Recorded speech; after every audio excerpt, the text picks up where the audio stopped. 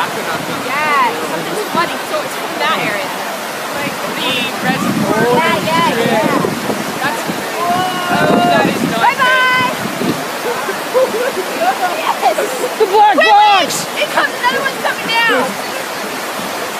The tour was right all along. All the way down! Wait, she's gonna get hit! Yes!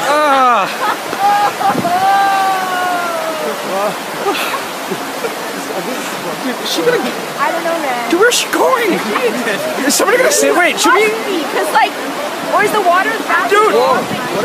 Dude, somebody probably should go save her. D'abord, regardez ça, la rue Melcalfe en plein centre-ville de Montréal il y a quelques minutes, qui s'est transformée littéralement en rivière, un bris important d'une conduite d'eau majeure au centre-ville, qui évidemment, vous en doutez, regardez ce pauvre piéton qui a eu de la difficulté à se relever. Je vous rassure tout de suite, il est correct. Donc, des trombes d'eau qui ont défilé d'en haut de la montagne. L'entrepreneur qui effectue des travaux en haut aurait brisé une conduite d'eau. Ça n'a rien à voir avec le froid. On rejoint tout de suite Valérie Michaël-Hébin, qui est sur place. Valérie, la ville qui est en train de faire le point à l'hôtel de ville, mais c'est un bris majeur, là. Exactement. Le point de presse vient tout juste de commencer à l'hôtel de ville. On va en savoir un peu plus sur ce qui a causé ce bris. Vous l'avez mentionné, rivière, je peux vous dire que toutes les rues qui vont vers le sud, ça coule à flot. Derrière moi, on voit, je suis à l'intersection de Sherbrooke et Université. Il y a beaucoup d'eau. Tout à l'heure, il y avait un véhicule où l'eau montait jusqu'aux pneus. Ça arrivait à la portière. Heureusement pour l'automobiliste, il a pu sortir. Beaucoup de gens qui regardent curieux, évidemment, mais qui essaient aussi de se demander par où est-ce qu'on va passer pour se rendre au métro, parce qu'à certains endroits, c'est toute la largeur de la rue qui est sous l'eau. Des gens qui, évidemment, sont en bottes et ne veulent pas passer dans l'eau. Vous l'avez mentionné aussi, des gens qui sont tombés. Plus qu'on va à l'ouest, plus qu'il y a d'eau. Il y a des véhicules qui sont pris parce que ça commence tranquillement aussi à geler. Des accidents mineurs là, avec un véhicule de la ville de Montréal et des petits véhicules qui sont en pente et qui ne peuvent plus circuler. Je peux vous dire que c'est un peu une souricière ici, des véhicules qui essaient de trouver un chemin pour quitter le centre-ville. Donc, entre Sherbrooke et René-Lévesque et entre Peel et Union, grosso modo, c'est fermé. Et on me dit que la Ville de Montréal vient de dire qu'ils sont en train de réussir lentement à pouvoir arrêter cette eau-là, parce que le problème, comme vous le dites, ça c'est l'extrait du point de presse actuellement, c'est que l'eau continue à se déverser actuellement, n'est-ce pas?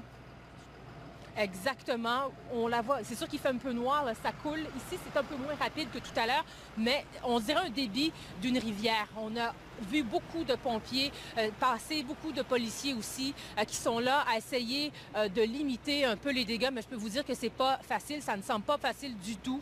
Des véhicules qui restent un peu pris dans l'eau, ils auront beaucoup de travail à faire et si je ne me trompe pas, on annonce du verglas demain. Ça risque de ne pas être très beau au centre-ville, ça va geler très rapidement. Évacuer toute cette eau-là, ça va être un travail de longue haleine, ça ne sera pas facile pour les employés de la ville. Évidemment, éviter le secteur du centre-ville de Montréal en voiture particulièrement, ça va être recommandable demain. Très bien. Il faut dire que le métro fonctionne comme... Oui. Il n'y a pas eu de problème, pas eu d'infiltration d'eau, on nous dit. Il y a des lignes d'autobus... dans le métro. Des lignes d'autobus qui ont été retardées et d'autres, pour des raisons évidentes, qui ont été déviées. pris. Déviés parce que certains autobus étaient pris aussi dans cette eau-là. Je mentionne aussi qu'à l'Université McGill, il semblerait qu'il y ait des sous-sols qui aient été inondés. L'université a envoyé un courriel à ses étudiants pour leur dire si vous êtes pris dans les sous-sols, évidemment, faites preuve soyez sécuritaires, sauvez-vous d'abord, mais dans la mesure du possible, si vous êtes en mesure d'élever tout le matériel qui pourrait rester dans l'eau, par exemple des ordinateurs, de l'équipement électronique, et ensuite quitter les lieux. On ne sait pas évidemment de ce côté-là, du côté de l'université, quand est-ce que ce sera résorbé tout ça, mais il semble que plusieurs édifices soient sous l'eau, entre autres une bibliothèque, évidemment des livres, là, c'est pas beau là. On va vous reparler, si vous le voulez bien, vers la fin de l'émission. S'il y a d'autres choses, vous nous faites signe.